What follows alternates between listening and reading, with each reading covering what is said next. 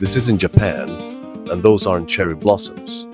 This is Cieza, Spain, and today we are cooking the ultimate countryside pork rib and chicken paella right in the middle of a pink desert. We start with local olive oil and heavy heats of pork, rib, and chicken. The goal here? Intense heat. Look at the bottom of the pan. See that deep brown caramelization building up? That's la Marca.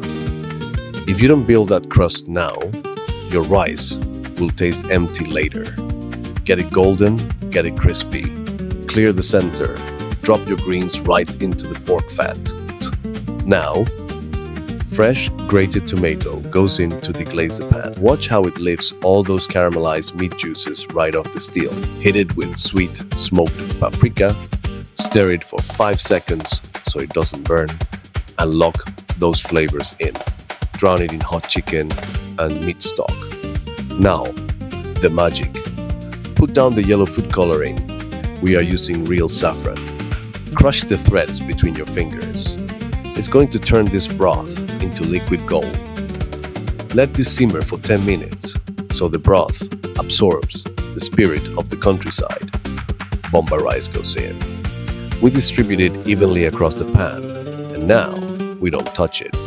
Seriously, put the spoon away. If you stir this like a risotto, you release the starch, ruin the texture, and break Spanish law. High heat for 8 minutes, then drop it to a whisper for 10. Let the fire do the work. Listen to that. Perfect Socarrat. The smoky pork, the rich saffron, the crunch of the rice. Eating this out here is heaven.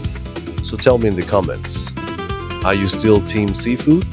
Or did the countryside just win you over? Hit subscribe, and I'll see you in the next valley. Buen provecho.